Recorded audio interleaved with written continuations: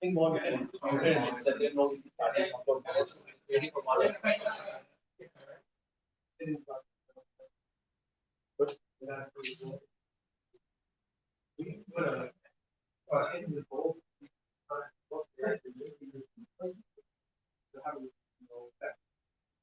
Hey, good afternoon. One of our speakers is just coming in a couple of minutes. I think he's here a minute or two. He's already here. So we'll be starting in about, let's give it less than 5 minutes. So just stay tuned. We'll play one last video and we will start.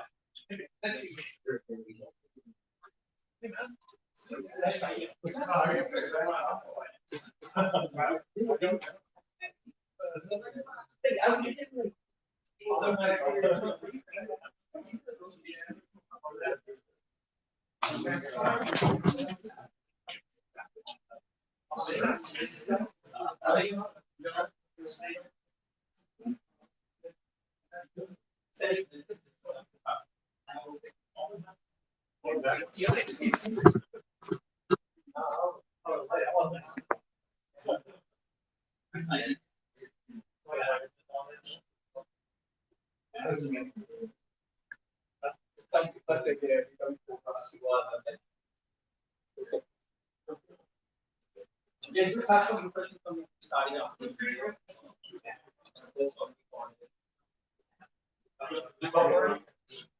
Right.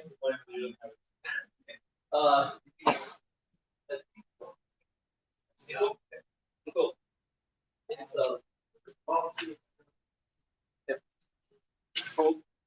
Is that? Pro Thompson's online. Can you see? Pro Thompson.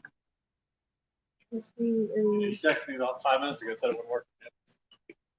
I don't see it. Is anyone waiting in the? No, they would stay up. Sure.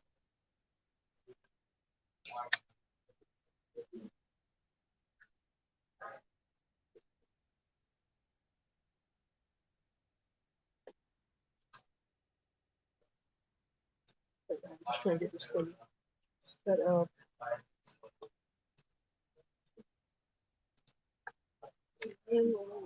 What's his email? I just send him a new link.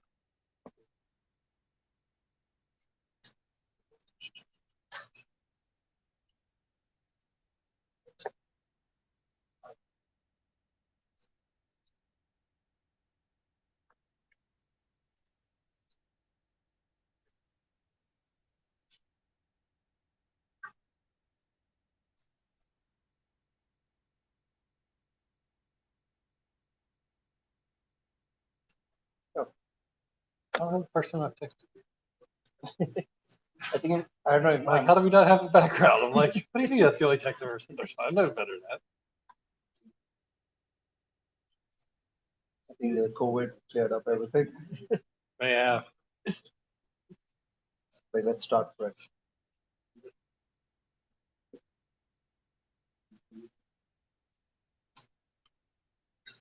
Oh. Yeah, good start. It's next. I think we'll be starting in a minute or two.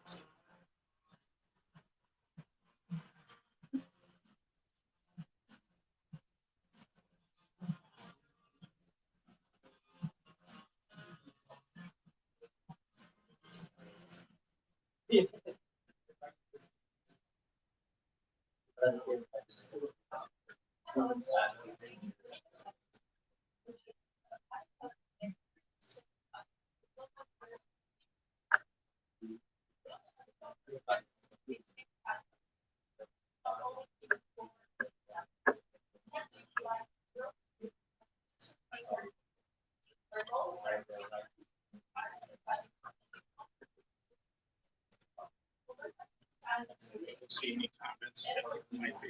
Going up there. Oh, we got his thanks, Ron. Last one. I'll have this. Ron and Laurent talking. What I'm trying to do is set up for social media streaming. So far I have working on YouTube. All right, Jordan's getting on. Let's experiment a little bit. I've never done a live event.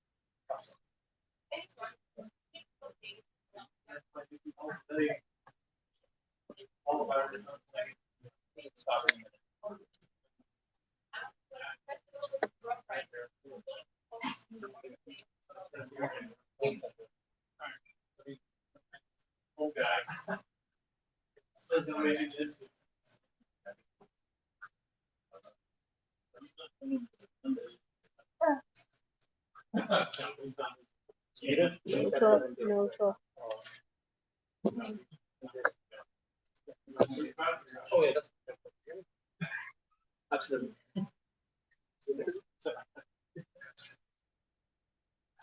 We good to go? Good afternoon, good evening right now. And so for those who joined in right now, my name is Darshan Devakran, and I'm the president of AUBSI North Carolina. First of all, welcome everyone to the first AUBSI North Carolina Ag Up after post-COVID really. And that also is a hybrid, so there's folks who are calling in, and we have few people who are here. So it's a start. I think this year we may do a bunch of hybrid events to start getting together and learning what the companies are doing, our members are doing, and the organizations are doing in North Carolina. We also want to build the membership and everything. And we want to do more in-person events. So eventually we'll be focusing on workshops and outreach events. And just like today, SenseFly, we'd like to thank SenseFly for having us here. This 2 years and I think 3 months back, Congress 2.5 years back. Just we were here and we did the first in-person tag up for AUBSI North Carolina. So there was a good turnout, and we said the following year we're going to have a bunch of in-person events, and then COVID hit. So we are not going to say that anymore. We're going to say hybrid events so that whatever happens, we will keep in touch. We'll connect. We'll bring in new members. We'll the members who we lost during this time who have not renewed their membership because of COVID and everything. We'll hope to get them back. So these events are generally free, and we make sure that everyone who wants to attend the events can attend. It's not just for members, but yes, eventually we want to get more benefits from the membership. Then you have to be a member, and you can also be a part of the committee. So our committee also has grown over the time. We did a bunch of events, more of virtual events. We started Let's Talk Drones, which was a monthly session where you could talk about anything and everything about drones. Ask your questions. You would have experts from around the nation really participating and answering those questions. And we would have folks from federal agencies, state agencies also giving us updates and keeping us posted on everything that's happening. So Let's Talk Drones really was successful, and we continued this every month. We saw a lot of other agencies, or not really other agencies, but other states also doing similar type of events. And then we also did a bunch of workshops in the last 2 years. We also donated. During COVID, we were able to raise funds and donate up to 4 drones to new public safety agencies that were looking to start a new drone program. So everyone who contributed towards that was able, we were able to raise that funds and share it with with the agencies that need it. So during this whole 2-year period, 2.5 years period, we didn't look at raising any funds for personal events or like for the chapter events. We decided that any money we collect, we're going to give it to the community. So now, as we're doing in-person events, we look forward to being invited by organizations, companies that would like to host us, also sponsor the events, and then eventually we can start doing a lot more in-person events. For those who are new today to the event, just some information on that. Our chapter started in 2019 of August. So we were, I believe we are the newest chapter, and I'm not sure after us anyone started, but we were, I think, one of the newest chapters. So we couldn't get a lot of benefits of in-person events. We had to directly be impacted by COVID and both hybrid. But the good thing was that even during that 2.5 years, we were able to win awards. We won Best Chapter Award, Best Communications Award, and hope to continue winning awards. And this is, thanks to everyone who attends our events and promotes us. Social media wise, we are on LinkedIn, Facebook. We have a YouTube channel. Today's sessions and all our sessions generally be recorded. We live stream it, or we have the recording on our YouTube channel so that folks can go back and find information that they missed out or connect with people that were part of these sessions. So if you are not part of our social media, please take a moment and be a member, join the social media group. Today, we are starting out, so we're trying to keep it simple. After our welcome, we're going to have a USI headquarters, talk about exponential updates, upcoming events, membership. So you're going to have a lot of information that we not had before. And if you have any questions, they will be able to answer those questions. And they're not here today; they're going to be there virtually. I think it's going to be Scott and Mike. So once I pass it on to them, they will be taking more from here. After that, we have Riley Beeman, who is the NCDOT's newest program manager, the US program manager. So we'll be welcoming him and we'll be giving an update about NCDOT. And then we have Andy Turling from New Air. I don't know if I want to say that he flew down just for this event, but Raleigh is, I can say, second home. So he's here, and I think if you have any questions that from a drone industry perspective, UVM advanced air mobility perspective, he's the right person to answer those questions, and he's going to give some feedbacks about what's been happening with the industry and on the AM side, US side, and about Blue Air also. And then we have SenseFly, who's going to be talking about their technology and updates about their sensors and everything. So altogether, it's a short and a compressed session, but we want to keep the conversation going and flowing. So if you have any questions after these sessions, feel free to unmute or raise your hands, and we'll have someone able to call you out and you can ask questions. So without wasting any further time, I will pass it on to either Scott or Mike, who's there online.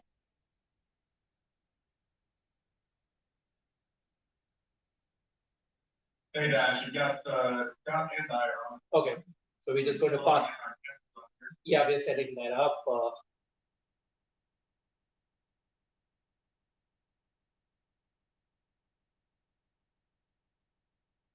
With you all virtually. Right now for me and over Scott. I'm here at our up in Arlington, Virginia, and Scott is over in Tyler, Texas. So, Mike, are you on camera or is it only Scott? I thought it was. So Michael will go.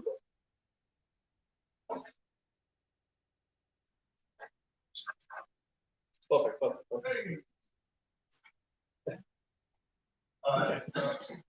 Thank you for teeing that up, Dash. You took credit for credit's due, but I'm really thank you up that AU Side North Carolina is our training chapter of the year. And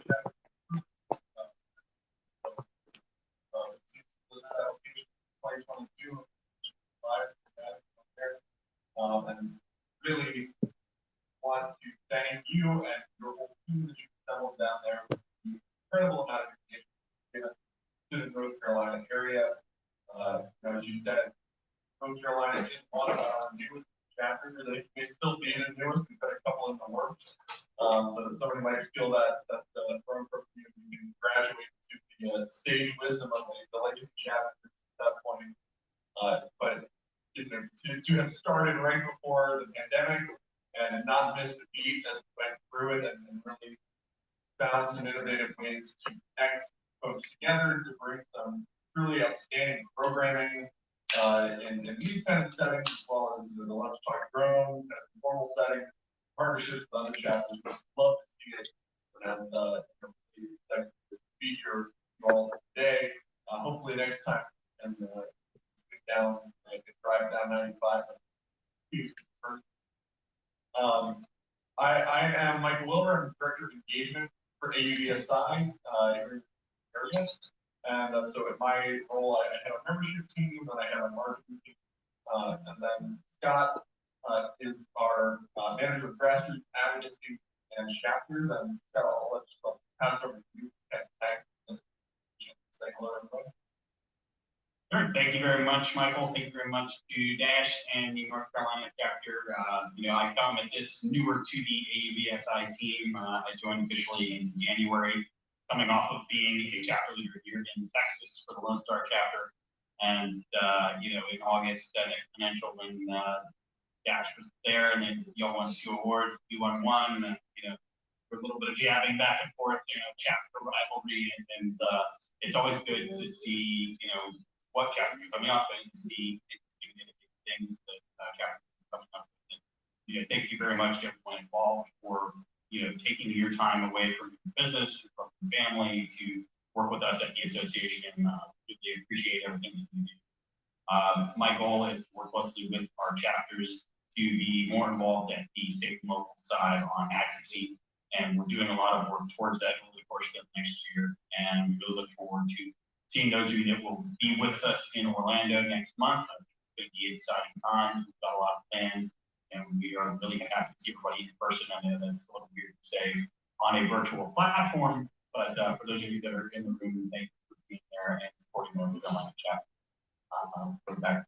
All right, so I'm gonna endeavor to do a screen share. I think I need to get access from the host to be allowed to do that. And if not, I can just do remarks and we won't worry about a slide deck. I'll check real quick and see. Get that enabled. Is it the blue box? No, that's admitting something. How do you do screen share? One sec.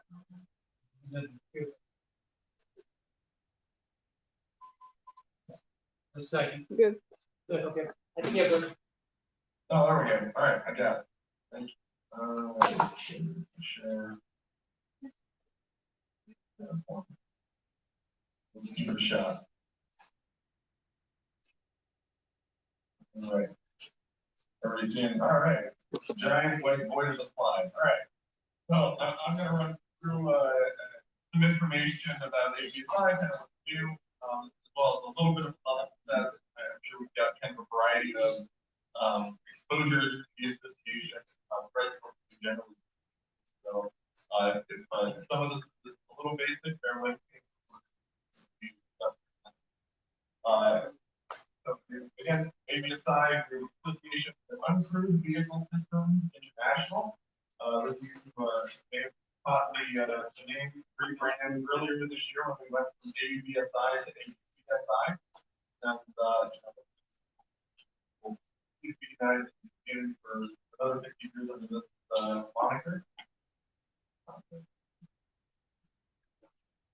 There we go. All right. This is a bit of an eye chart, so I'll summarize, but effectively, ABSI, we were founded back in 1972, our 50th anniversary this year, so very exciting time for us.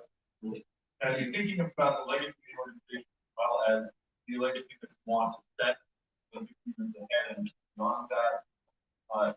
Really, the value that we provide to the community being a non-parochial voice. Together varying perspectives of the technology across air, across ground, and across maritime operations.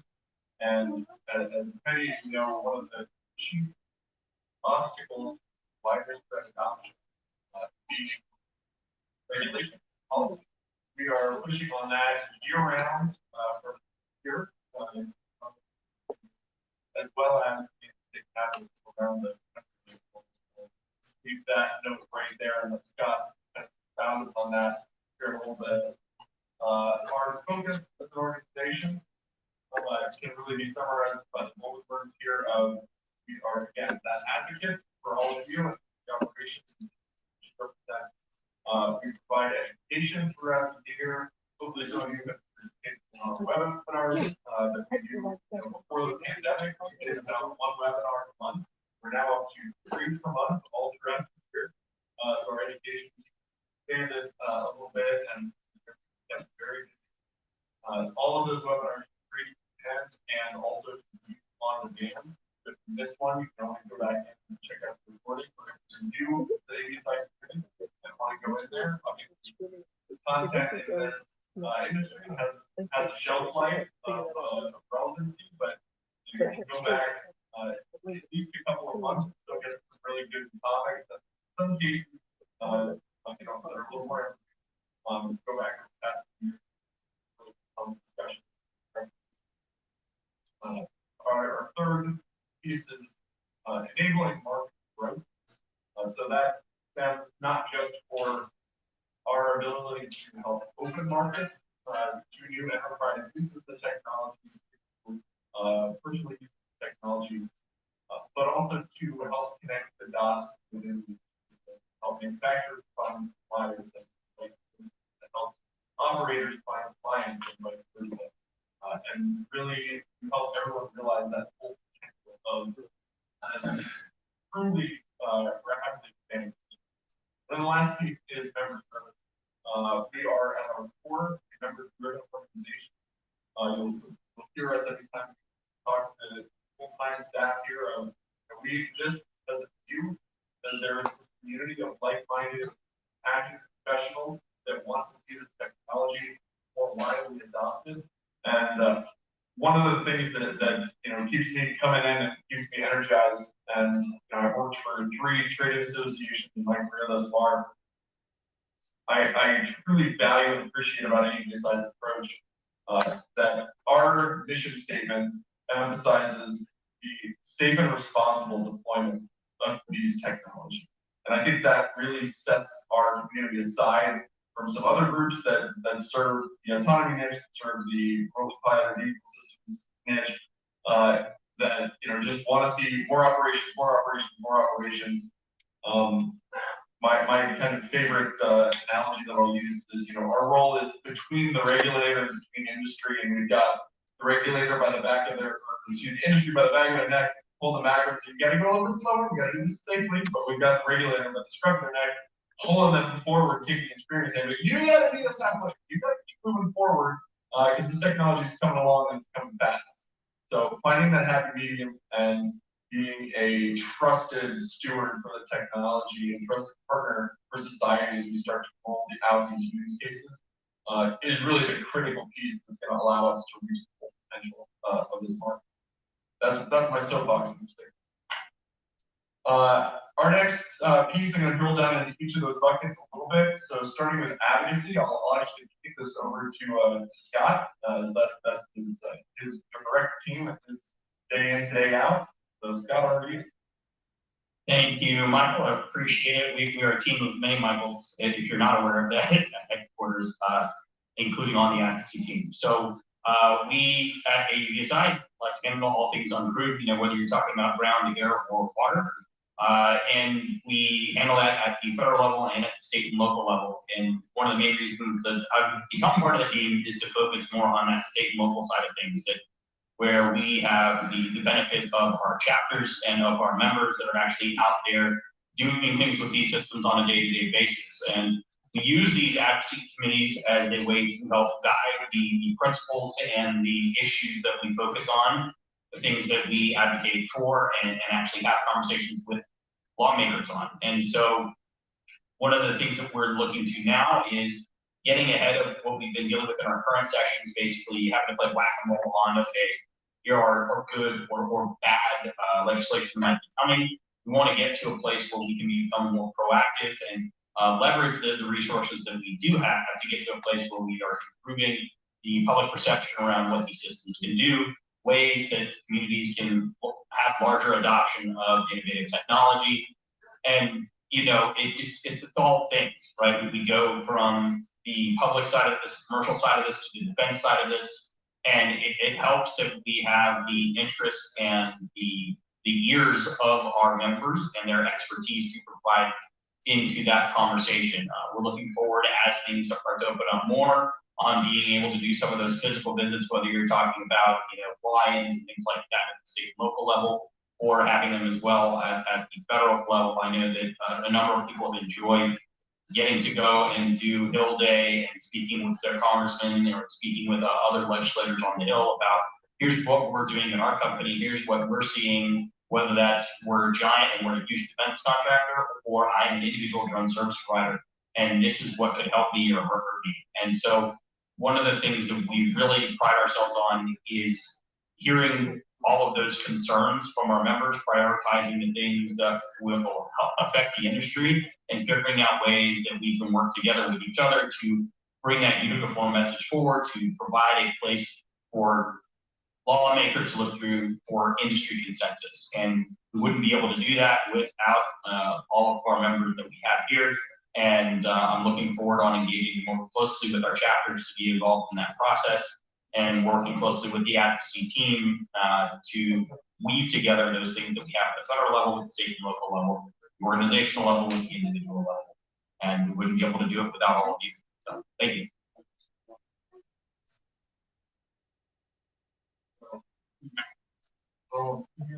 So education piece, I mentioned webinars a little bit at length already. I had to update a few of these logos from the last time that we did this presentation. So these are the events that are coming up this year. Oh, I missed one. I'll start at the top with ABSI Exponential is coming up in 4 short weeks down in Orlando, Florida. And that's the focus of the next slide. So I'll forbear that for a moment.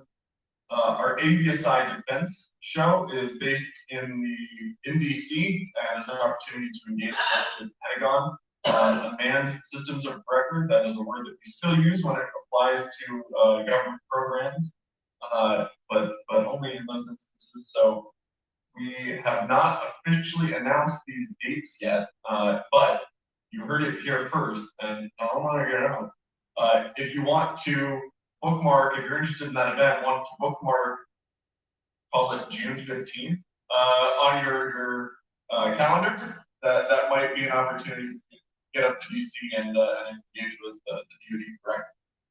Our Hill Day has kind of been on hold. We've done a couple of virtual Hill Days with our advocacy committees, and with a couple of our chapter leaders to address certain bills that are popping up.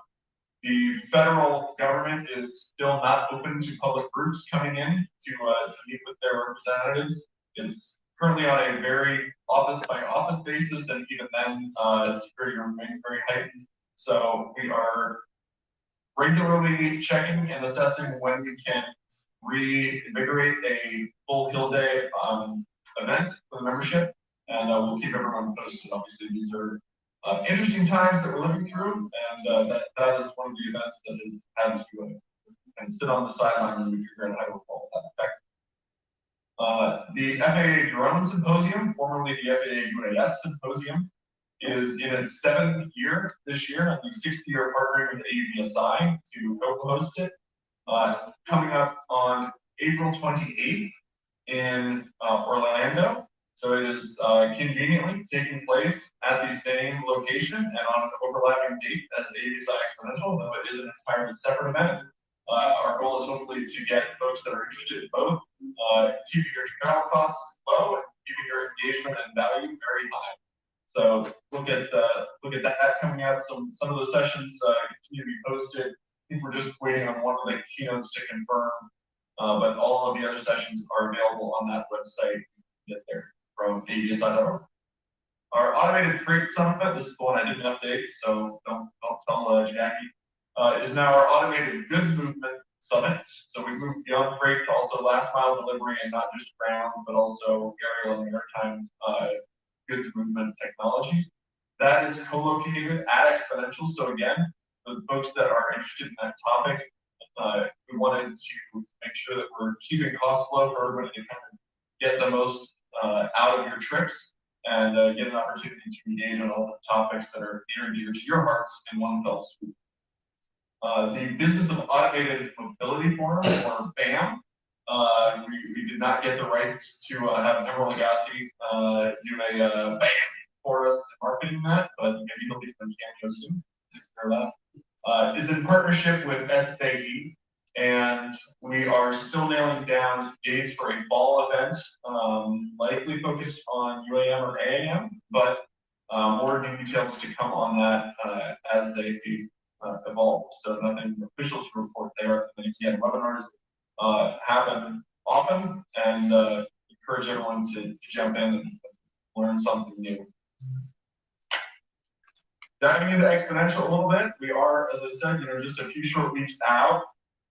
The thing to pay attention to here is at the bottom of the screen. If you have not registered yet and you're planning to register, I encourage you to do it this week and use CHNC as the promo code. That is the North Carolina chapter promo code. That will save you 20% on all of your pass types, and even off of the member rate. So I'll share a little detail, and we have the registration for Exponential usually follows this hockey stick curve of getting 89% of our registrants come in the last 6 weeks before the event. That means almost 90% of our community that knows they're going to come waits until the last 6 weeks. 60% wait until the last 2. And I work very closely with the events team. I work very closely with the registration team. And the number of close call heart attacks that we had in those last 2 weeks waiting for more than half of the community to sign up that knows they're going to come is not insignificant. So my plea to you is that if you're coming to Exponential, know you're coming to Exponential. Register now, save a life. And that skip too far. And again, this year we're expecting to get back to business as normal with close to 80,000 attendees. We're going to come a little bit short on 650 exhibitors.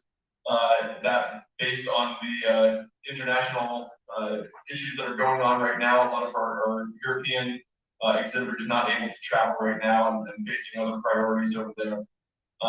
As well as some continued travel restrictions based on the pandemic, especially in some of the Asian countries. So a little bit less international than normal, but we are inching closer, and we still have a good international continue coming this year, particularly from the Americas and more of the Western European countries.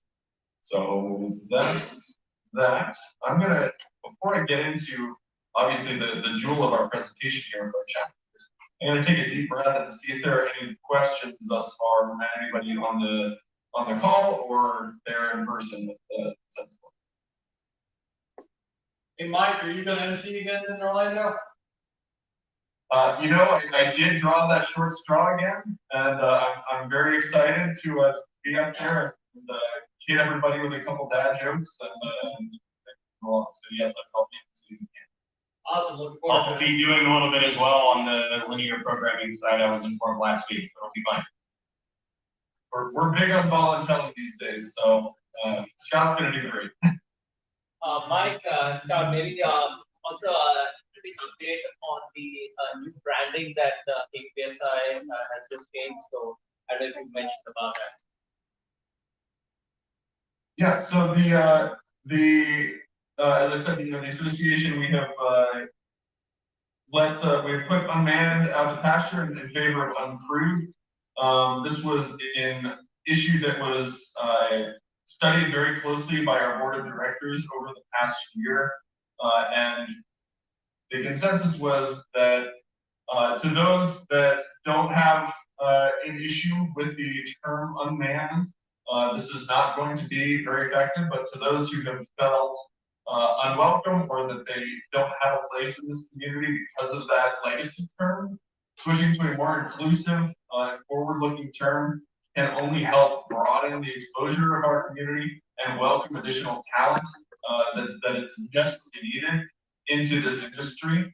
The change was put to a vote by of the members in January, and we had a majority voting in favor, and so that adoption has taken place. We are still in the process of this is really inside our baseball and super droll, boring stuff, but we're still in the process of changing all of our legal documentation because that takes a minute.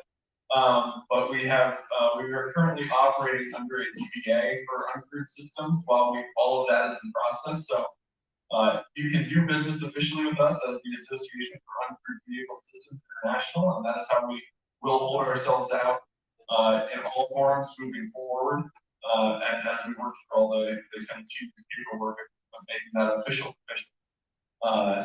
And the other thing that I can tease a little bit here is you might notice that our logo has not changed yet. That may also be coming as an announcement if there was a big industry event on the horizon.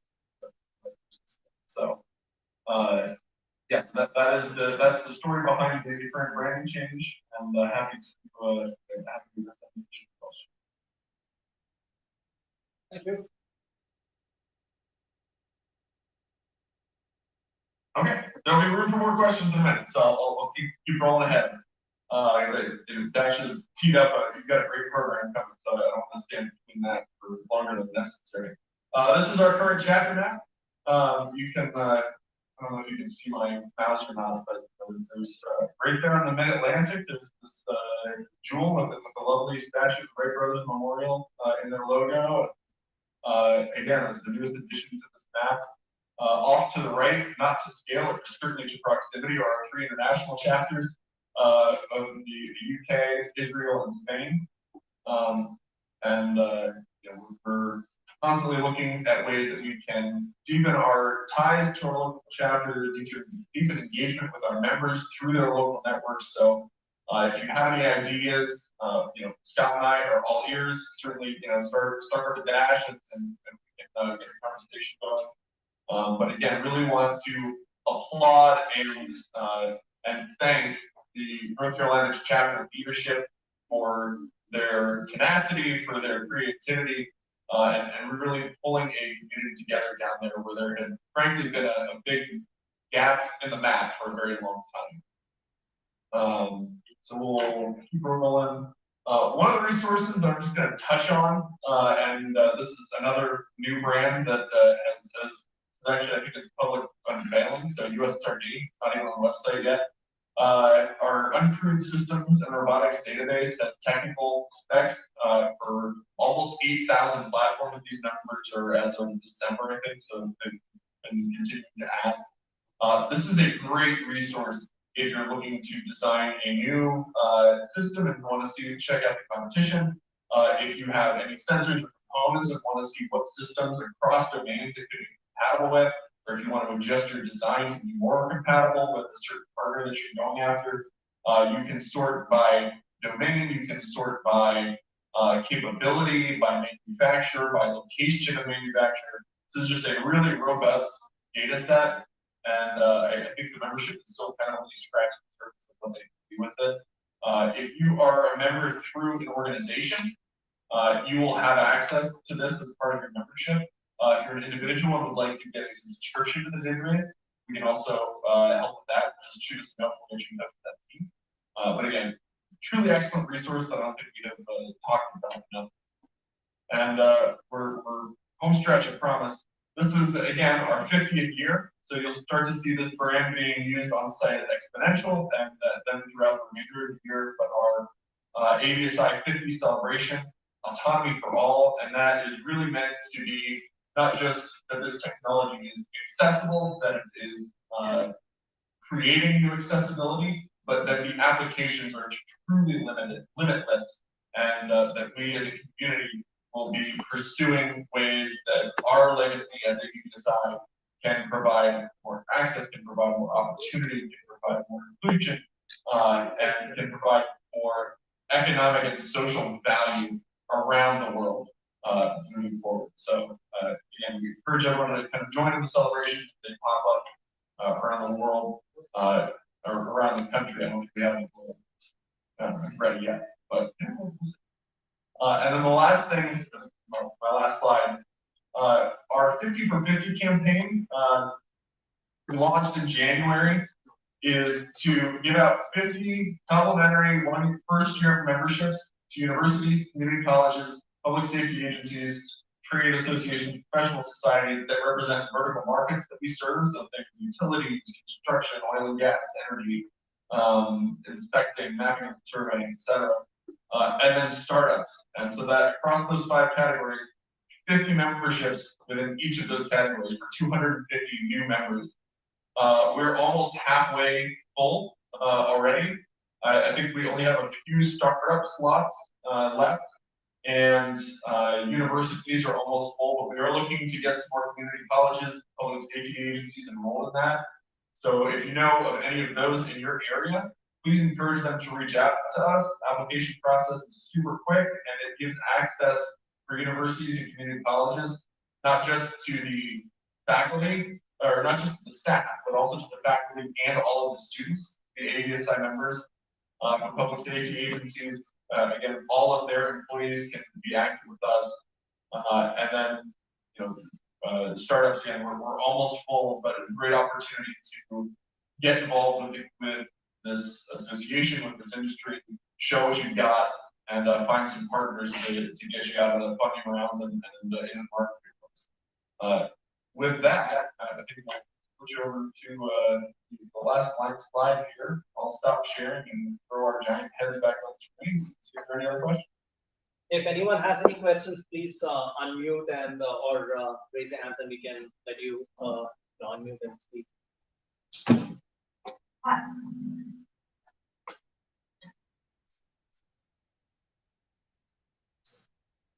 Michelle, I see your box lighting up, but we can't hear you. Yeah, for us. Okay. Is there any questions in the chat? Okay.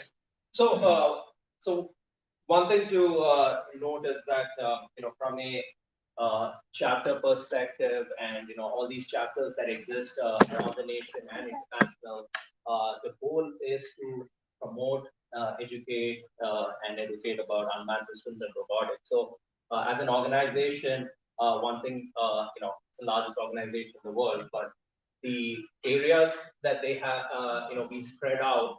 That is what is amazing.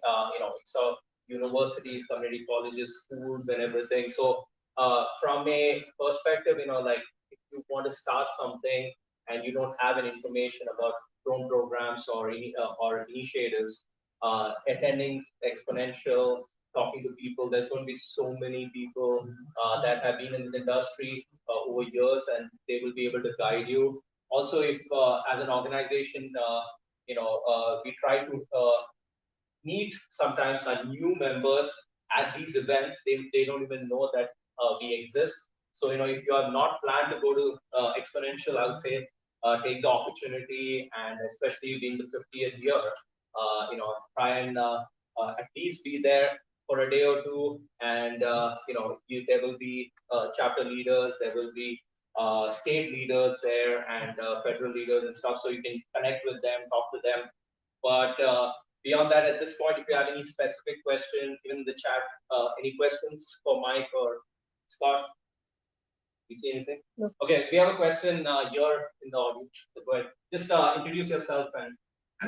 I'm Denny Lewis. I represent the North Carolina Defense Technology Transition Office, a state-funded organization in North Carolina. I wanted to ask you, could you give us some more information on that database that you mentioned on one of the previous slides? That really could be a valuable asset. Yeah, absolutely. So it is our uncrewed systems and robotics database. If you go to avsi.org, it is, I think it's in two places. It's under our resources drop down menu, as well as maybe that's the one. Okay, yeah, it's under our resources drop down menu, and that'll take you to kind of see the full capabilities. There's a little video you can watch, and it kind of walks through some of the different things that you can do with the data. But again, it's really in-depth technical specifications. So for aerial platforms, it's everything from wingspan to method of propulsion to endurance time, payload capacity, and they were basically put in there in either the metric system or the standard system. So depending on what specs you work with, it easily converts all of those for you. And it's I'm not an engineer by training, but every interaction I've had with that has just kind of boggled my mind that this repository exists. Is there a specific kind of use case you were looking for? No, I have to take a look at it. Do you have to be a member to have access to it? You don't. You can get standalone subscription, and the pricing is on there. I believe so. It's $1,995 for a subscription. For organizations that are members, it is included. So it's a real value add to that. And then for associate members, which are our universities, public safety, and associations, those are, and government agencies, are normally $600 a year memberships for that enterprise. The add-on subscription for that is $15.95 instead of $19.95. So it almost fully credits the amount of your membership in addition to that tool. But again, all of that is also on the site. And I think Denny, is DevTech a member, an association member, because that 50 by 50 could be applicable if you want to people connect with them and register. I'm gonna go back and look at it. We're not a member yet. We're associated with the community colleges. I want to see the community college. Sure, yeah. So DevTech is under the governor's office. They're a nonprofit, and they are actively involved with the defense community college, connecting the industry and everything. So it'll be great to pull them into the conversation. So yeah. Any other questions this time for Mike? Thoughts? I think I don't know if Mike and Scott are you hanging out or are you leaving? Going to be online. I'm gonna have to run and start dinner and look after the kid, but I'm happy that y'all are there together. And Sure. So if you have any, no worries. If you have any specific questions, we will reach out directly, so that way we'll pass information. But yeah, thank you for taking the time out, and we look forward to seeing you all next month. Really excited for the 50th year, and I know it's going to be amazing. So good luck. Awesome. Thanks for having us, Dash, and good to see everybody virtually, and look forward to seeing everybody next month in person. Thanks. Take care. So, Hey, Mike, before you go, this is Ron, and I was just wondering, the Heartland chapter, is that still in existence? And because I've been a member for since it started, and I really haven't heard any communication. So it does still exist. We've had a little bit of fits and starts with the leadership over there. I think there was not to bore the whole group, but there was some significant challenges for the team during COVID. So if you want to shoot me a note, I'm happy to bring you up to speed and see what we can do to get things rolling there.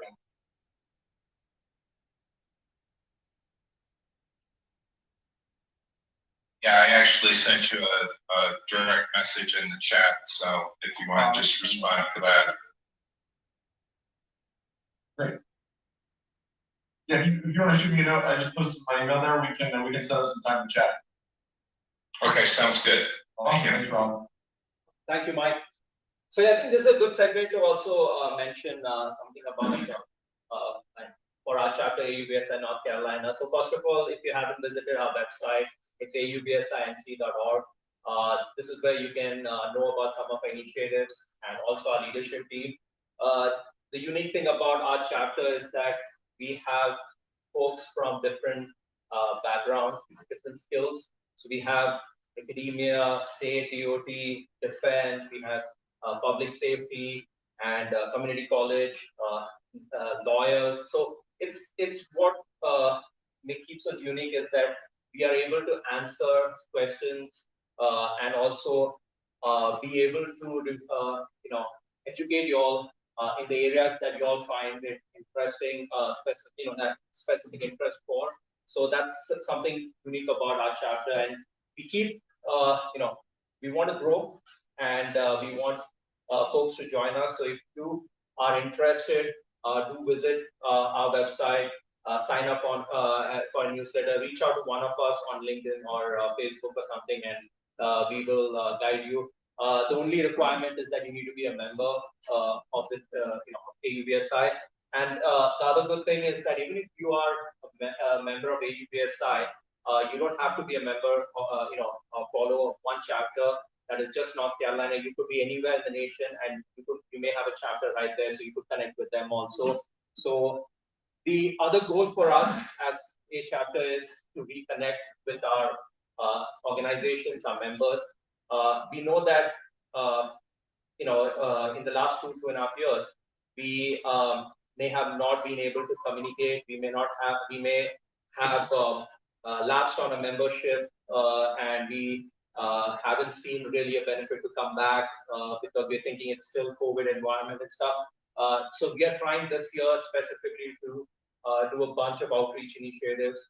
Just as Sensply invited us to be here, we will be traveling around the state, meeting our members, meeting our organizations that are members and the agencies, and trying to host some tag-ups there. So this way we can connect with the community, educate you, and hopefully pull you back in.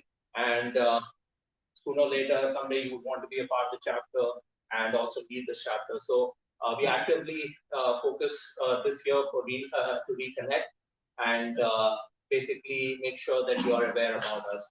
So let's move on to the next part of the session today, and I would like to invite Riley Freeman, who is the Vice President of AUBSI North Carolina, but he's also the newest US Program Manager.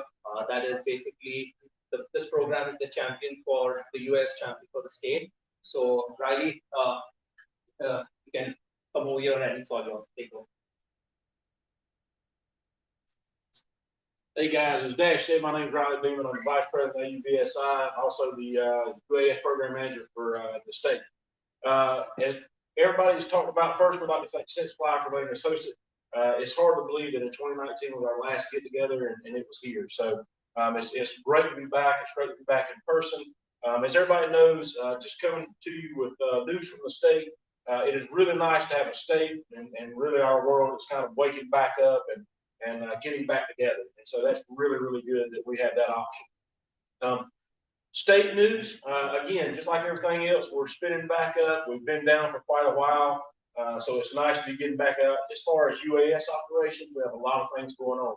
Here in North Carolina, and I know that I'm preaching to the choir with the crowd that's here tonight, but in North Carolina, we're very, very fortunate to have a strong UAS world that we live in North Carolina.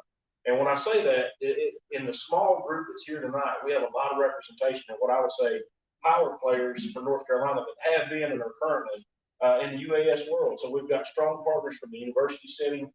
We've got strong partners from the community college. We've got public safety represented tonight. We've got the military. We've got all kinds of groups. We've got food package delivery or food delivery. So state representatives. So we've got a lot of stuff here, and we're very, very fortunate for that. So I don't want to bore everybody, and somebody always once told me, don't talk long because you're not as important as you think you are. So I'll keep it very short. The one thing that I will say, and I'd be remiss not to say it, is I know that we have a lot of public safety guys on line usually. We've got some here tonight, and we're in our department, we're being bombarded with the question, is North Carolina going to ban DJI? That seems to be a very, very heated debate. And so what I bring to you is there are talks being done across the state, yes. Is there anything definitive? No, there's not.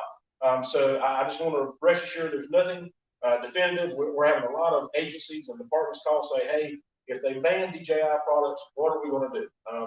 Our whole fleet's DJI. Our division, our department right now are working with a lot of different vendors to kind of vet a lot of people. So we're doing a lot of demos at our site. We're having a lot of people come in that we're trying to find out more about their units, what their working class is as far as their operation status. So in the event that is mandated, and a lot of our organizations or public safety groups that feel that they want to shelf those DJI, that we have valuable units that we can give to you or show to you or point you in the right direction. So right now, all I can tell you is to have a very diverse fleet if you can. Don't go with just one product. I know from a state level and all the representatives that are here tonight, we've done a really good job trying to preach that over the years is to have a diverse fleet. So you don't just rest solely on one unit. So we are looking into that.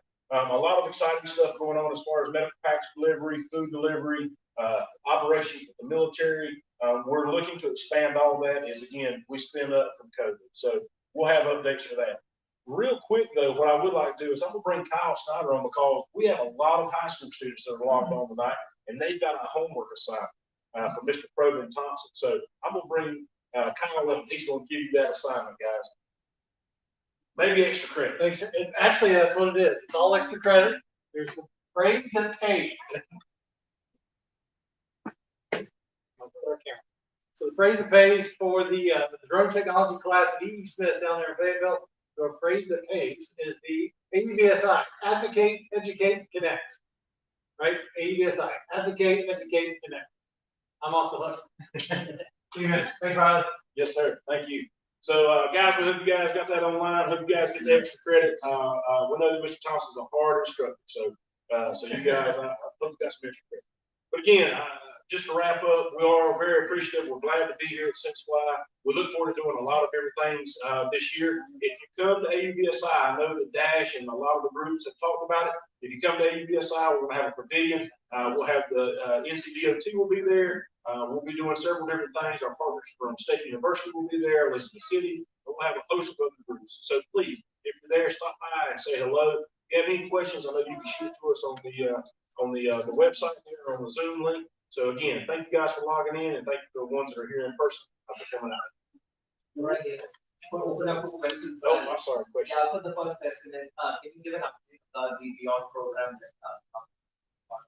Sure. So right now we've transitioned from the IPP into the Beyond program, and currently what we're doing with the Beyond program is working to further that in medical package delivery, food delivery, in which we have some representatives here tonight. We're trying to get involved with public safety, which is a sector that we're going to be branching out into, and agriculture. That'll be a new sector that we're adding to our Beyond program. So right now, again, I don't have a lot of news to report because everything's been down because of COVID, and we're excited it's spinning back up. But with that, the FAA has been bombarded with a lot of stuff. So in a lot of our meetings with the FAA, a lot of things are being bottlenecked right now because just everybody's just getting up and going, and they're being hit with a lot of stuff. So nothing really new to report. I will say that we have a new project that we're super excited about with NCDOT, and that is with our IMAP, the trucks that are on the interstate. If there's ever any problems on the interstate, these trucks show up.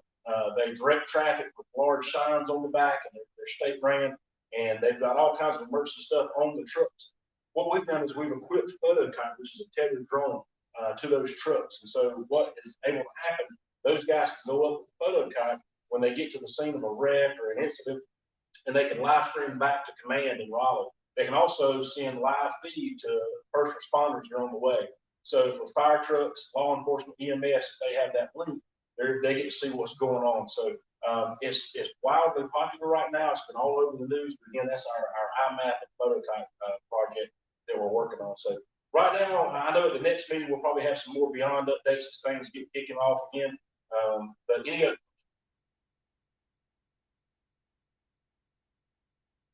Put another question out. Let me put it on. For those of you who are online, Dash likes to talk in case you guys. So on the education side, what is the DOT going to be focused on next money and like workshops and the summit? So right now we're being bombarded that we need to get the summit back. The summit was a huge success. So we are partnering or trying to do some things to get that going. We are looking to do some workshops around the state again like we used to. We'll be hosting those again with our partners at the universities and the community colleges because that's just a perfect fit for us to do these workshops. So we're going to start hosting some of those throughout the year. You're going to see some of those start popping up a little later in the year as we get that going. We are working with a project with FAA where they're doing 10 locations across the U.S. where they're picking 10 states, and they're going to be doing 3-day workshops. And not to give you a lot of information on it yet, of course, they're going to do one here in North Carolina, and they're hoping it's going to be really good. So we'll have more information with that as that kind of fleshes itself out. So look for that in maybe June, September, October timeframe is what we're looking at. Nothing's set. They're trying to nail that down now. Any other questions? Anyone has any questions, they can unmute and ask at this point, or also drop it in the chat. Thank you, guys. Okay. Oh, that's a question, I think. Michelle was asking what's a good point of contact to showcase their American-made drone. Yes. So again, my name is Darshan Dabakran. Well, I'll have the guys put my contact information in the chat box so you guys will know it, and then I'll put you with our technical manager. So if you guys want to showcase a drone that we can look at and kind of get the information out, disseminate it across the state, that would be great. But I'll have them put my contact information in the chat.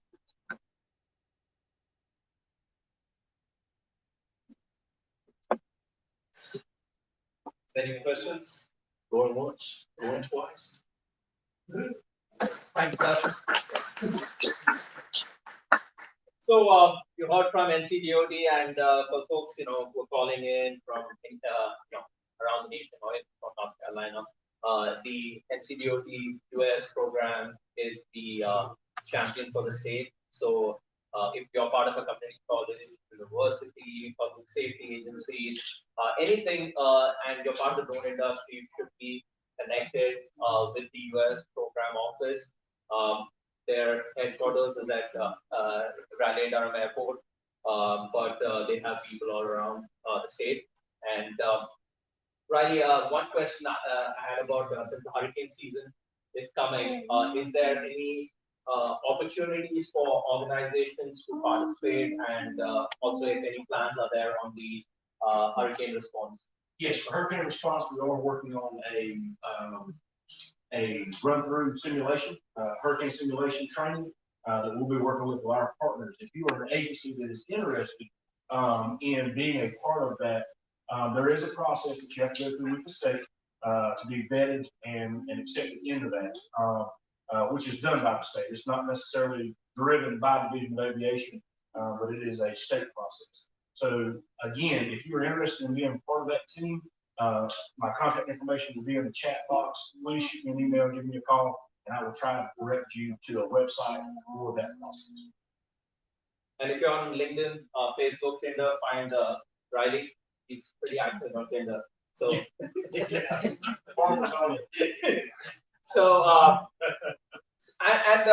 you know, most probably in one of the upcoming tag ups, we may have it at the Division of Aviation headquarters, talking to Riley about it. And if that happens, one, it's going to be an in-person and hybrid event, but also we'll be able to see some of the technology they have, as well as the photo guide system that they have. So we're trying to work with Riley to see one of the next future tag ups could be there. So if you are going to be in town, you know, we will be getting the date soon, so you can tag up about, you know, be part of it.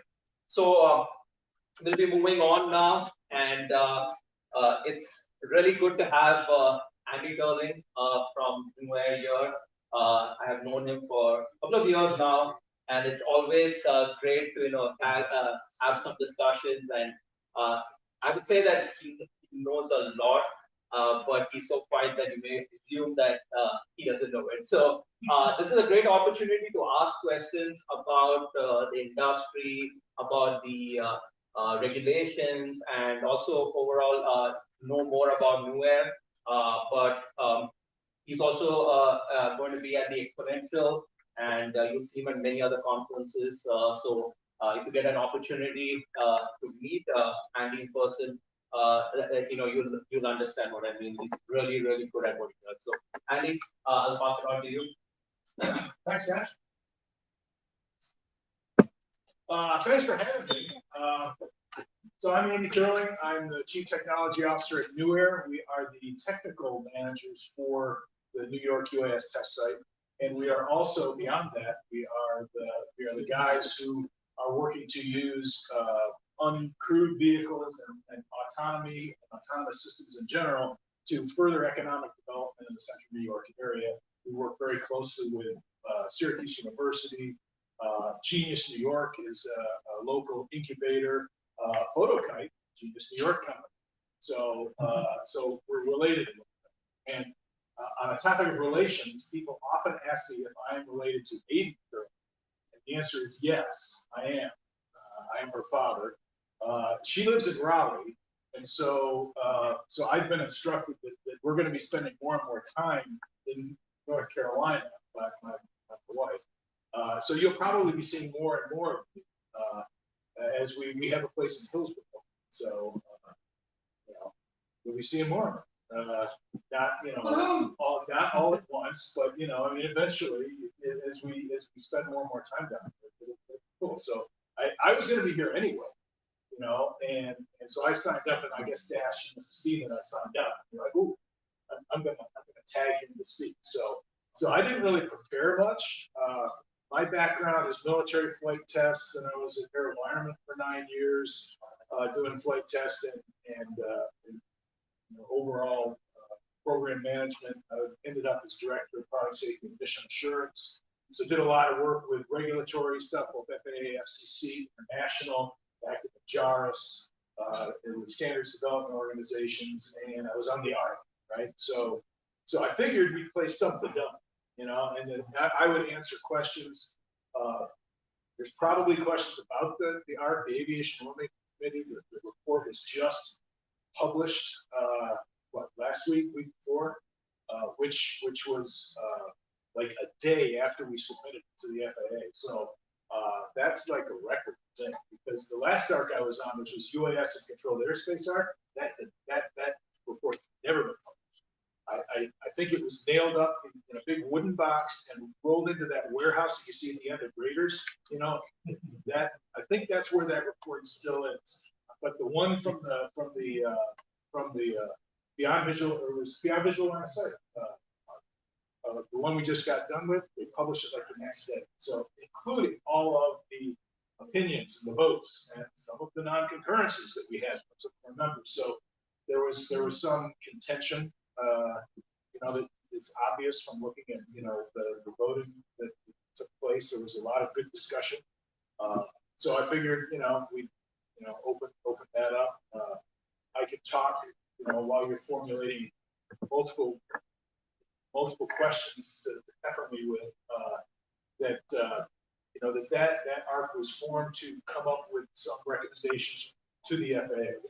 It's called an Aviation Rulemaking Committee, but you don't really make regulations. You make sort of recommendations to the regulator, who then goes into the rulemaking process. And then after the FAA is done digesting the report and coming up with the proposed rule language, they're going to publish it in the Federal Register. That's called a Notice of Proposed Rulemaking, and then you get public comment. So it's usually what, 90 days, something like that, for public comment. And then the FAA goes through and adjudicates all those comments and eventually publishes the rule. So we're looking at a couple of years before we see that Beyond Visual Line of Sight. But the idea was to allow Beyond Visual Line of Sight by rule and not by waiver. So so that there was a lot of work done from the airworthiness of vehicles to try and take a very risk proportionate approach to requirements for these airplanes, and the crews and the operator with a capital O, the organization that operates the vehicles, to training, to there's always very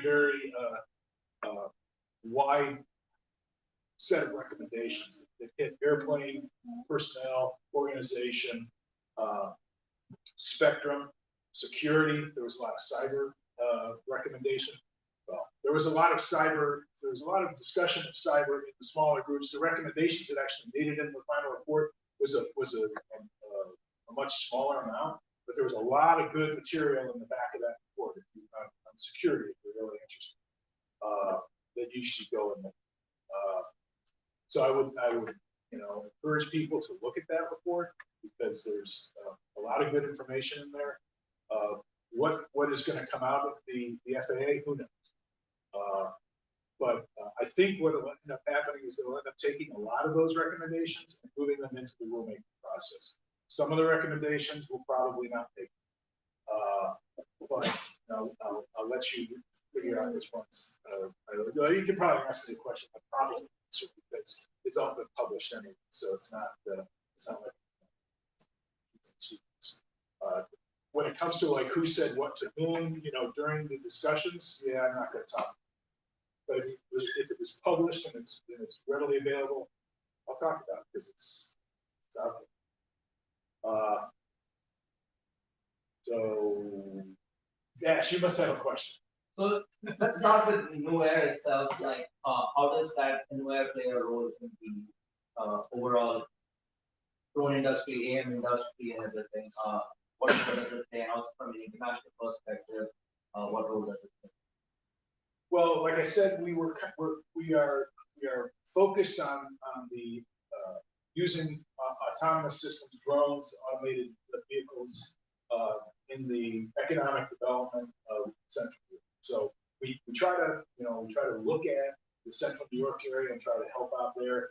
Obviously, you know, we're big believers in a rising tide floats all boats. So if it's good for the industry somewhere, it's probably good for the industry in Central New York. So we've been active in national rulemaking, standards development organizations, and international as well. So I'm active internationally because, you know, if you look at the state of UTM or unmanned traffic management, that's what so many of these Maybe uncrewed now, don't know. Yeah, I think you're right. But that traffic management system is stuck down low, where you're not talking air traffic control. You know, they've got U-Space over in Europe, and they've actually taken a little bit different approach in Europe to the establishment of that. They've written to the law in the European community that there's going to be a U-Space established in January 2023. You know, it's going to go live in 2023. We haven't really gone that far. And in fact, the ARC didn't really make recommendations that said to push along UTM. And I think that was, you know, somewhat. I personally don't believe you need UTM to start beyond visual line of sight. And so I think people were hesitant to make a recommendation which would give the impression that, oh, well, they need UTM before they do beyond visual line of sight. That's really not true. I think that to do it at scale, you do same thing. But day one of UTM, day one of beyond visual line of sight, when we start doing it by rule, you're not going to darken the sky with drones. So you don't necessarily need the UTM immediately. And I'm a big believer in not letting the perfect be the enemy of the good enough. And so I'm not going to hold, movement forward on beyond visual line of sight hostage to getting the UTM set. Europe's taking a little bit different tack by regulating or by legislating. It will happen at a certain point in the future. We'll see which way it works. We did UTM pilot project 2, UPP 2, right in the middle of COVID. You know, that was quite an accomplishment, I think, to execute such a large test in the middle of COVID. And no one could travel to New York because that was before vaccines. That was when New York was basically saying there was a two-week quarantine when you came into the state. And so our partners couldn't travel, so we had local firemen, we had local community college, we had local sheriff's office and the county employees. Anybody that was qualified to fly a drone was pretty much flying a drone as part of our test because everybody was remote. You know, all the USSs, the UTM service suppliers were remote. We were the people that were on the ground in New York executing. So big kudos to the team up in New York for executing that UTM pilot project, and we learned a lot. I think the FAA learned that they needed to do the field trials, which we just seen last week. We had the industry day for the next version of UTM flight testing. And we'll see what requirements the FAA puts out shortly. But looking forward to that as well. So did I answer your question, or did I just kind of? Yeah. I just kind of ran. Yeah, no. I think it's good. Yes, sir. So currently, what do you think is needed to continue to push beyond visual line of sight forward? Because we know it's been done here and there.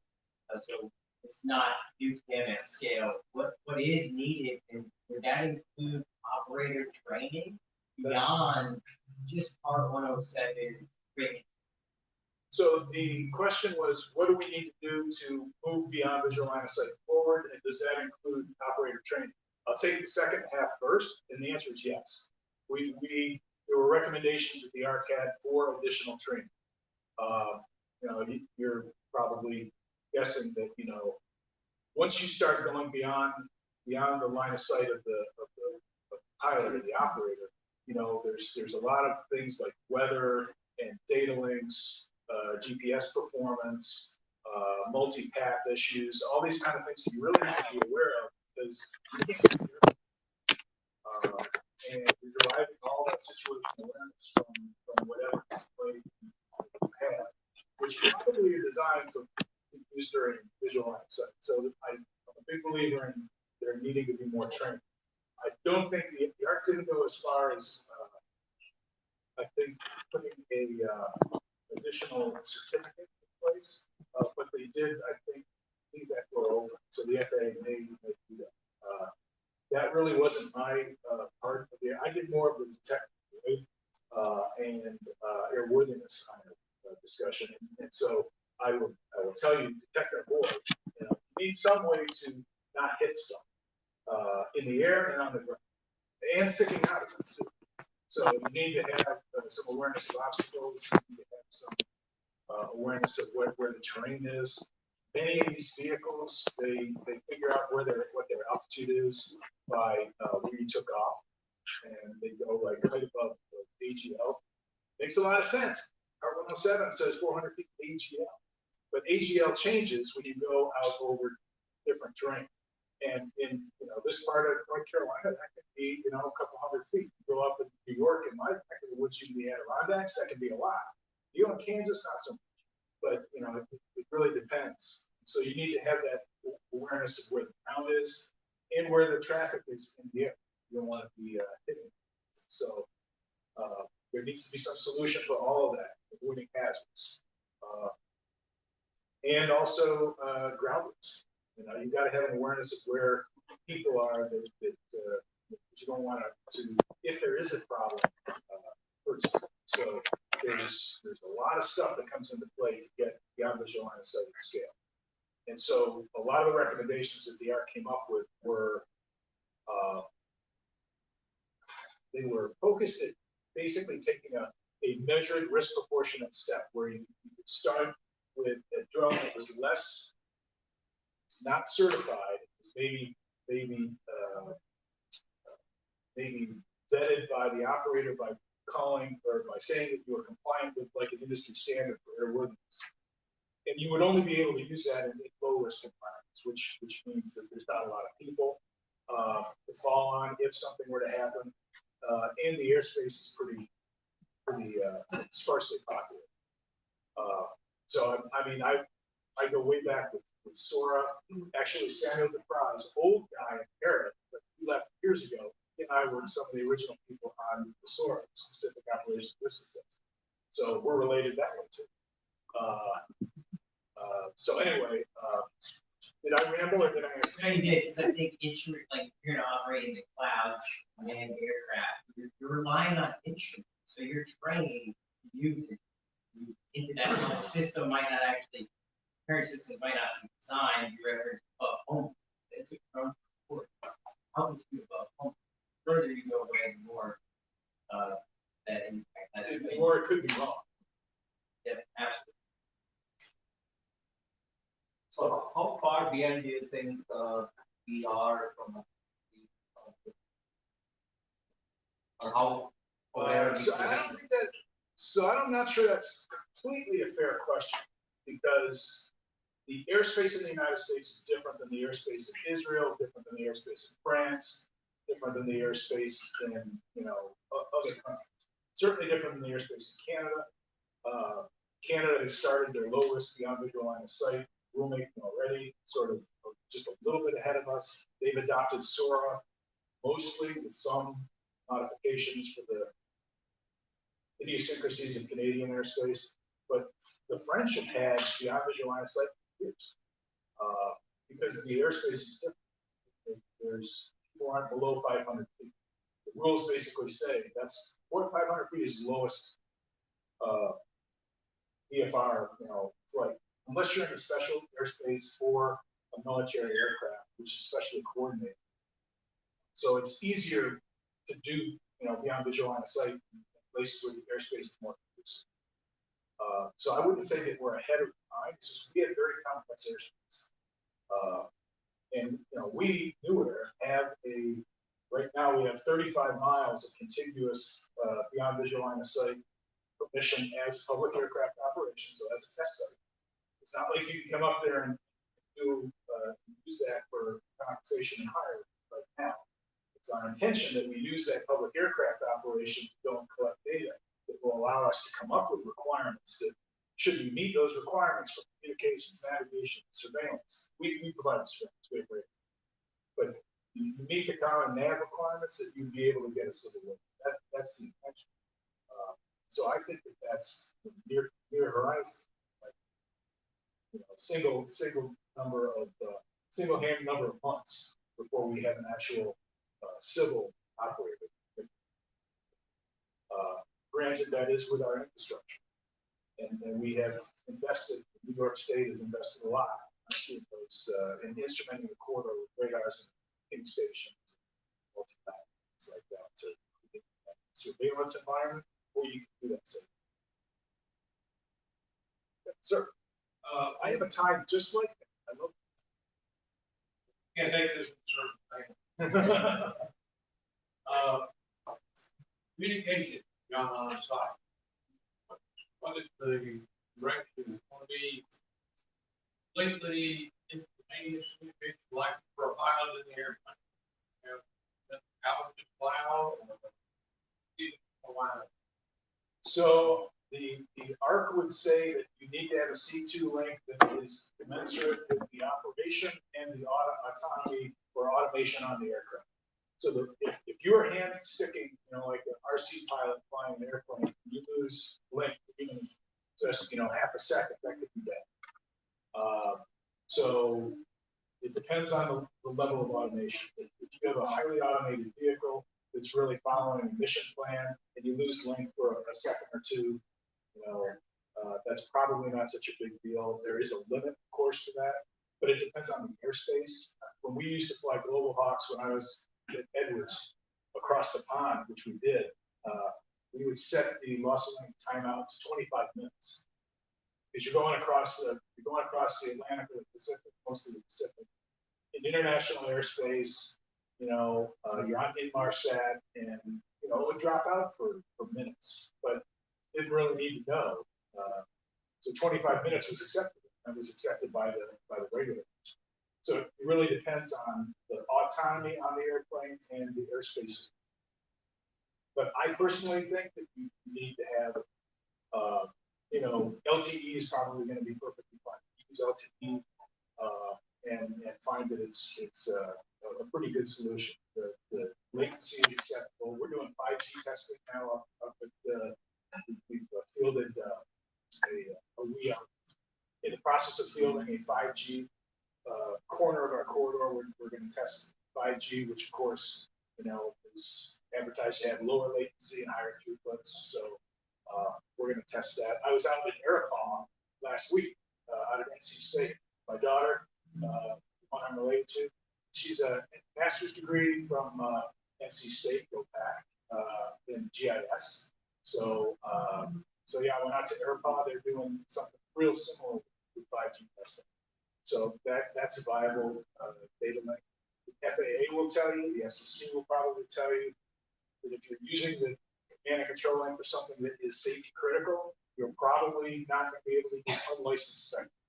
You probably need to be in licensed spectrum. So LTE, 5G, that's licensed. 2.4, not so much. Then of course there's the C-band, the 5030 to 5091, which is the World Radio Conference allocated command non-payload communication spectrum for UAS or RPAS. And we are in the process of trying to get the FCC to start rulemaking on that. So that would be another spectrum or a data link that might be available. And UAVionics has got it's small and pretty much meets the requirements of, at least I told meets the requirements of the RTCA standard.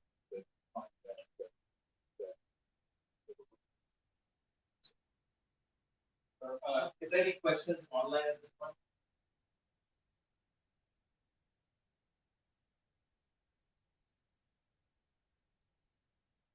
Does anyone have any questions online? They can unmute and ask it.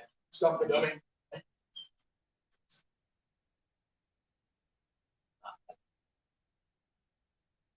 The latency experiment. We had one more question. Yes, sir. Yeah. Under 107. You asked hard questions. Under 107 right now, I didn't leave the document, but now that I know you helped write it, I'll ask all the questions.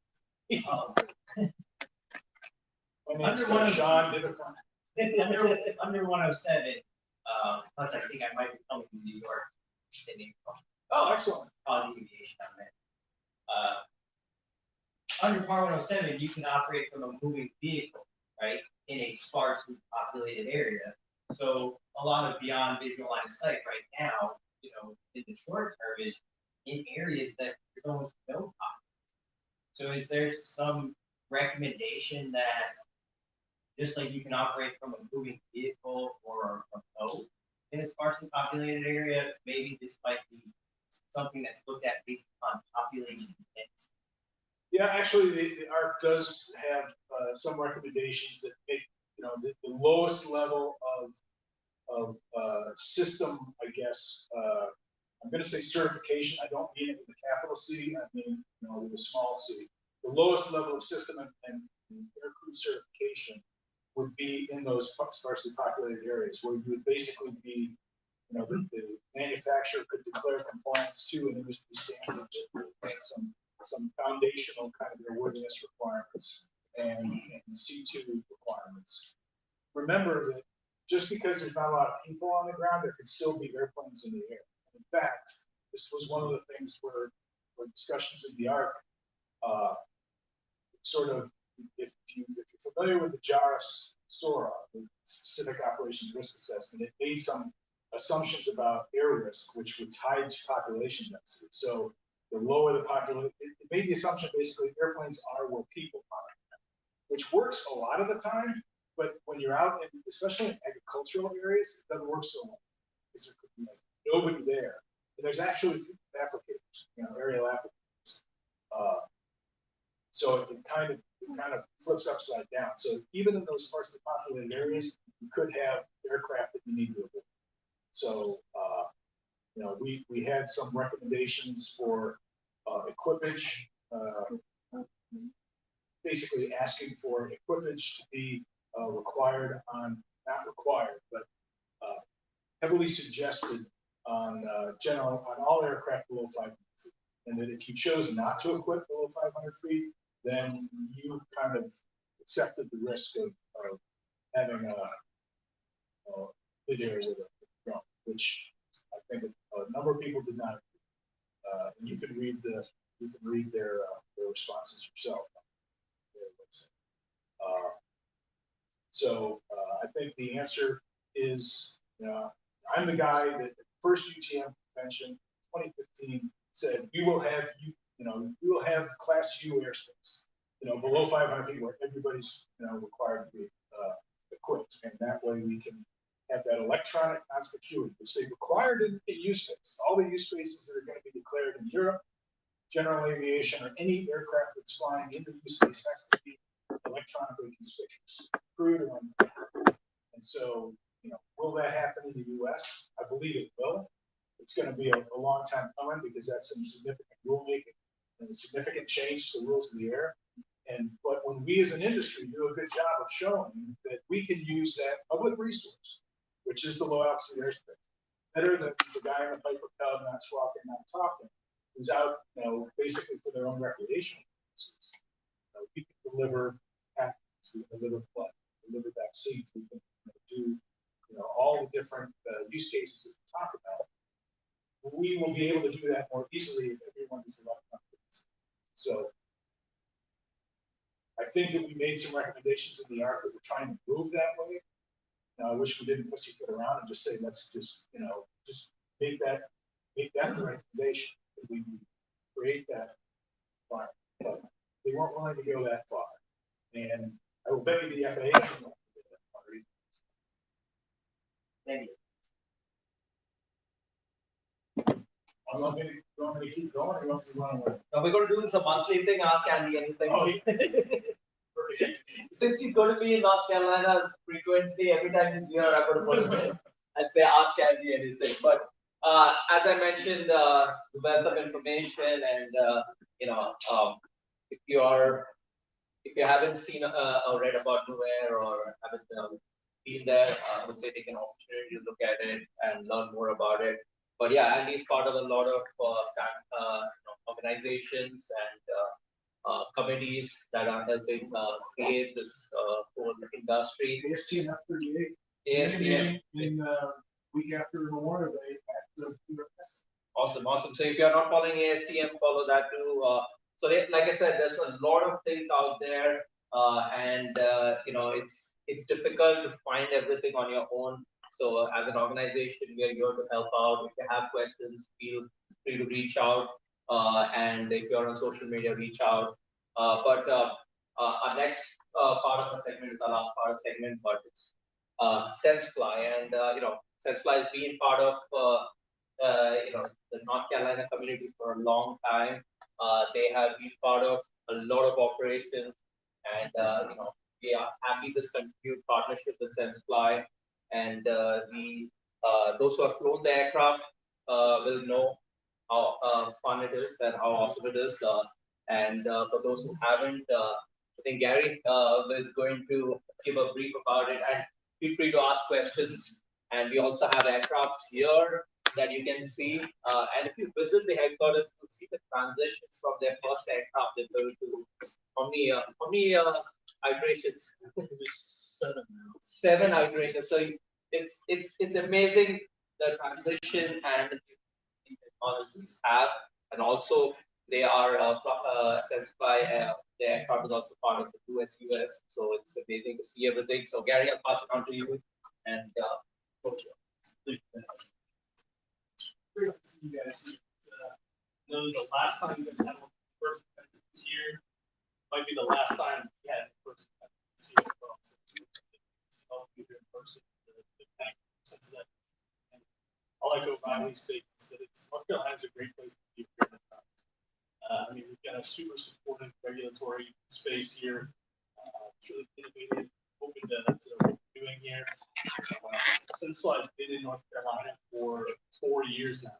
Time has gone by just like that. Headquarters are in DC in North America for a while. It's been 4 years now that we've been here in this office in Raleigh, so we're really pleased to be part of that community. If you don't know SenseFly, SenseFly is the global leader in mapping.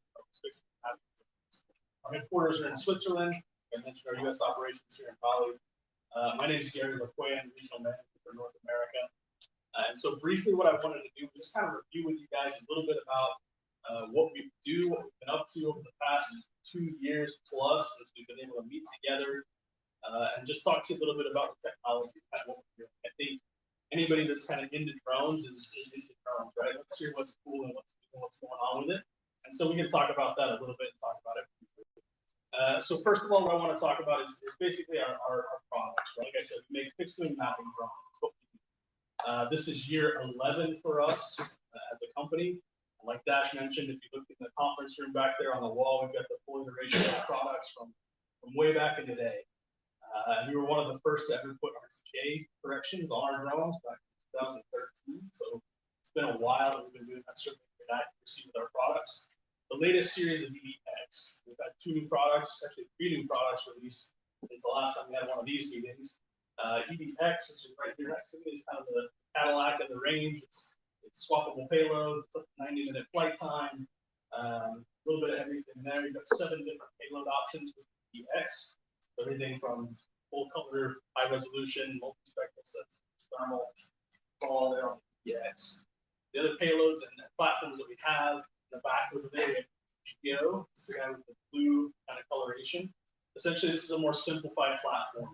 People that might be adding a fixed wing drone to their portfolio for the first time, maybe want to get into fixed wings to expand what they're doing. EVGeo gives them that opportunity to be able to fly for longer, maximize endurance, what fixed wing drones do best. EVAG is another one of those platforms that fits in sort of that same mold, but specifically designed with a sensor for our agriculture customers. And then last but not least, EVTAC over here. I'll jump over here and show it to you real quick because I love this drone. I think it looks awesome. This is EVTAC.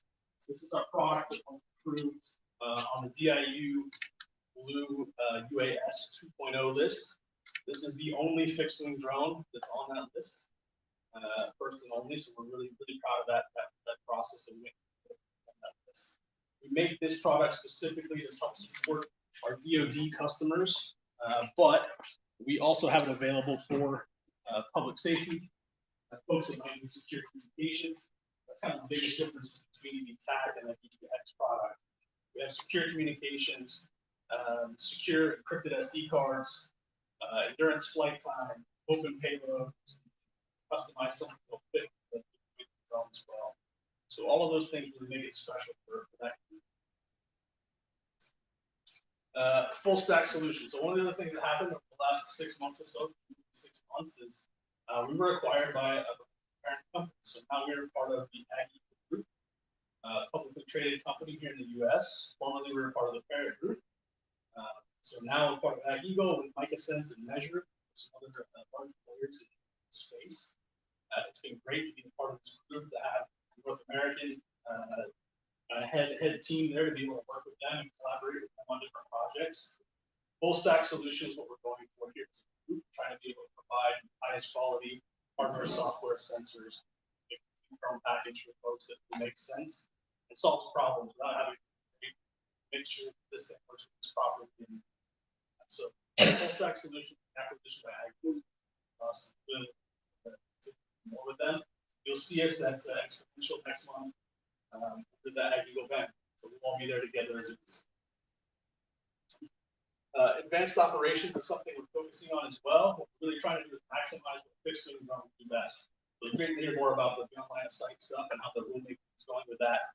We've been approved for these operations in Brazil, over people in Canada.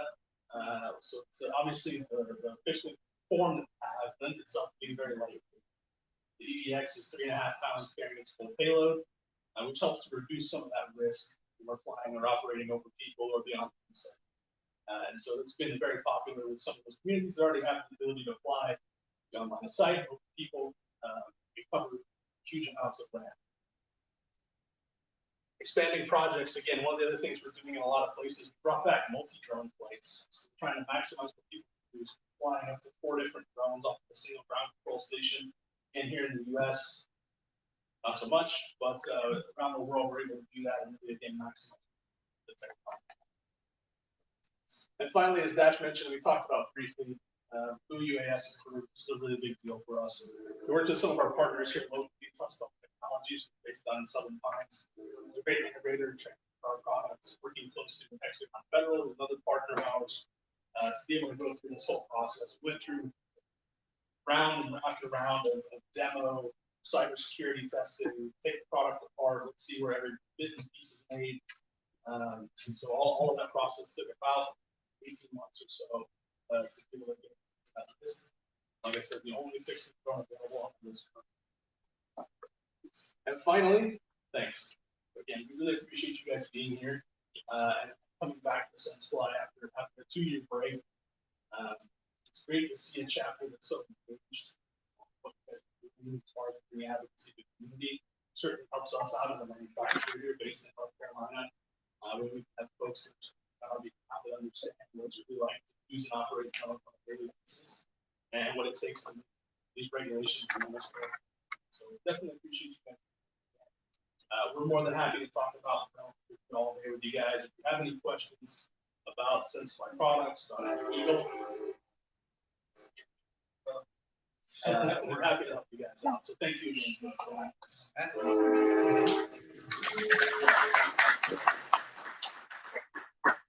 Gary, one question on the talks we have and the most recent on Blue SUS.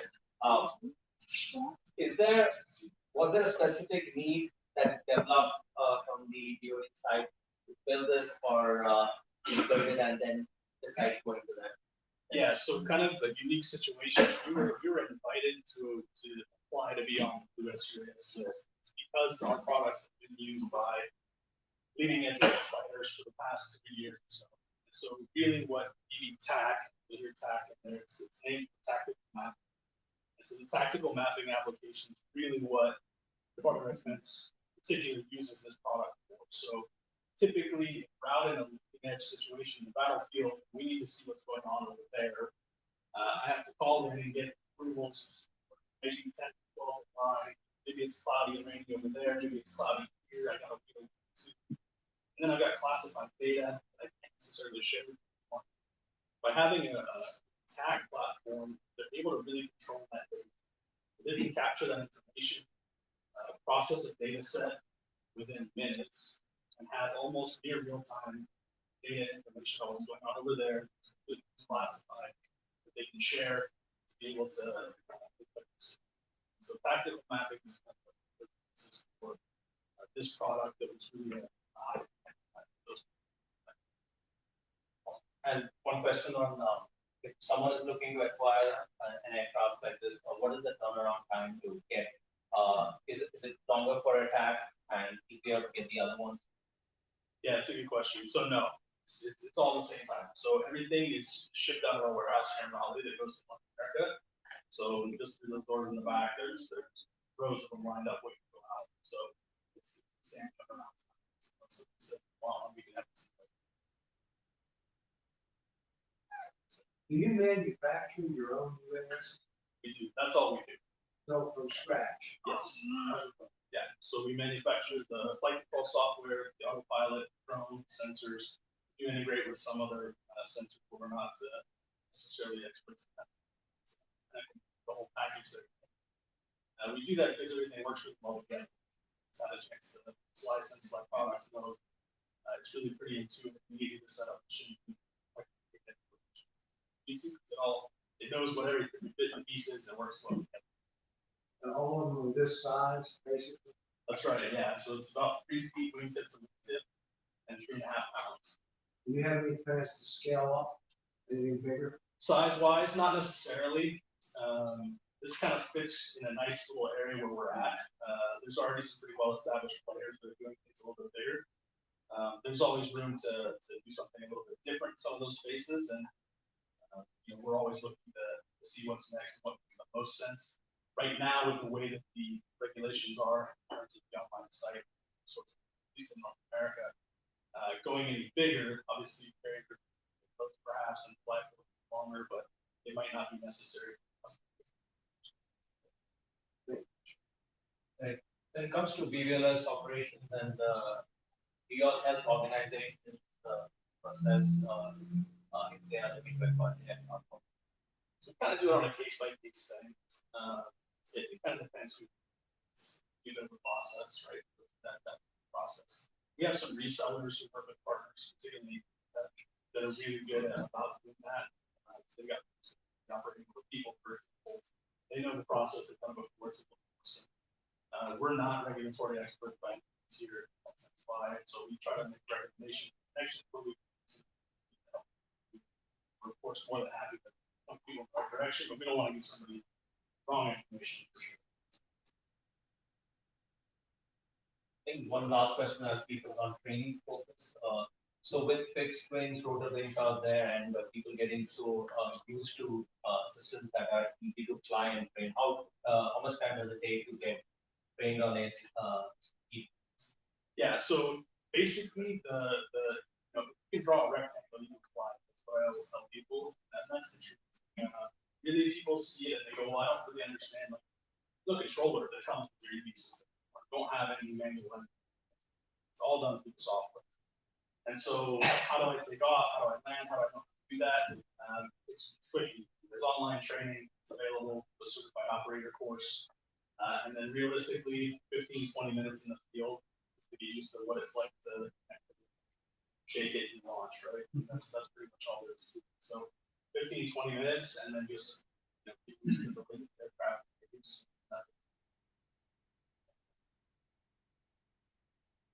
Thank you, Gary. Anything else you got? Thanks. Are you hanging? No, I was going to say shake hands, but that's fine. But yeah, thank you, Gary, for and the team from SenseFly to have us here, and we look forward to continuing this. I would say outreach, and we hope to come back to SenseFly. Cycle will be after a couple of other visits. Come back to SenseFly. Hopefully by then, there should be some new products if there is, and also we'll have more people there. Some of the other things we are trying to focus on is, and you'll be talking to companies like SenseFly, is organizing demo days, training days, and stuff, so that the community can get involved. As I mentioned earlier, that we are focused on reviving the connections and the partnerships and everything. So we decided SenseFly as the first because that was the last time we had a get together, and so we're starting from here. It's going to take a lot of effort to bring the community together because as people have started looking for other options, and some folks who we knew have left the industry, so we have a lot of new people, and there's different modes of communication, like I said, but the best is to connect face to face, and also if you know folks who are new to the industry, let them know that we are here. They can come and attend the session. It's free, like I said. We don't limit it to just members, but we open it up to everyone. We would like to see more student representation, both from a school, university, community college, public safety. We would love to bring more public safety folks on board. So it's a start, and I think we are excited that we were able to see some of the familiar faces and some new faces also. So we hope to continue this, and if you are interested in hosting us, if you're in North Carolina specifically, if you're outside North Carolina, it's going to be difficult for us to be there. But if you're in North Carolina, you're an organization, you are a university, community college, any agency, and you feel if you're not a member yet, but you would like to think about it and would like to have us, host our next session, just reach out to us. We are trying to move all around the nation, states, all around the state, and connect with everyone. During the last 2.5 years, really, we focused initially in North Carolina, and then we made sure that we expanded around the nation. So we have a lot of folks who are part of our social media that are not just in North Carolina, but nationally and internationally also. So I feel like there shouldn't be any boundaries to promote technology and educate people. So, if you are not in North Carolina, no problem. We continue doing hybrid events. If we have the technology support today, Vern and Nicole were here to support it. Vern brought all of his gear together. We may not have this always, but eventually we will try and acquire these tech, keep it hybrid. With that, we'll wrap it up for today. Like I said, it's say first tag up, and if we then in the coming months we will come up with new ideas. We're going to have, as I mentioned, some drone demo days, some workshops to try and partner with organizations that are beyond just drones, GIS, robotics, and we'll hope to meet you all around. And if you're on an exponential, let's tag up. Myself, Riley, Gary and his team. I know a bunch of other people who will be there. So if you're looking for North Carolina, just do a shout out in social media, and we find a way to connect.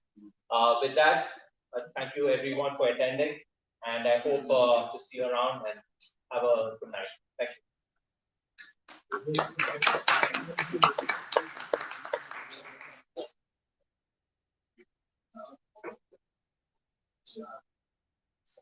This is recording.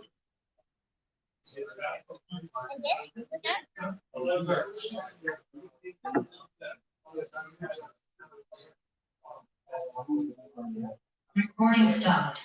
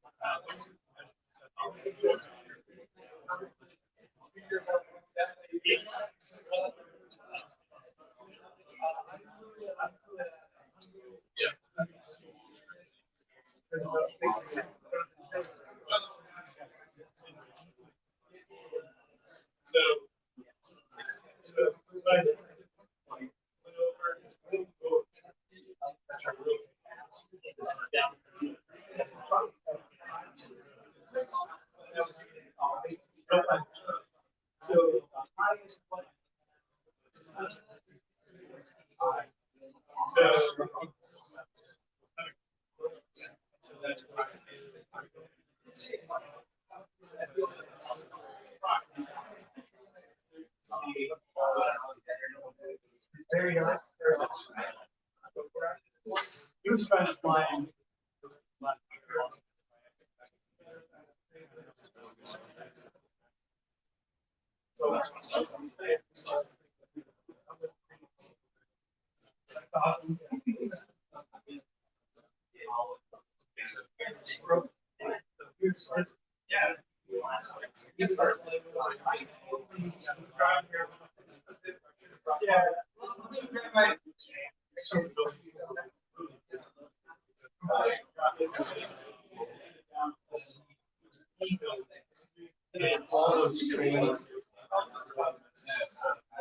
That's what like Chris.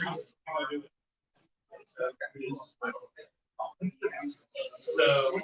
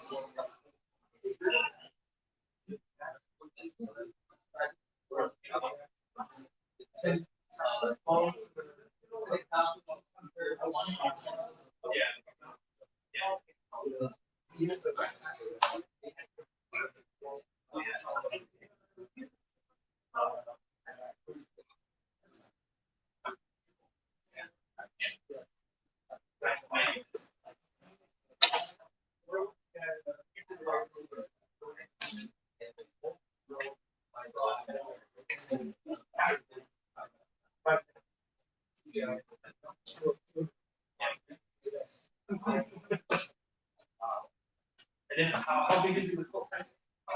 Surface area? So right now. And so what?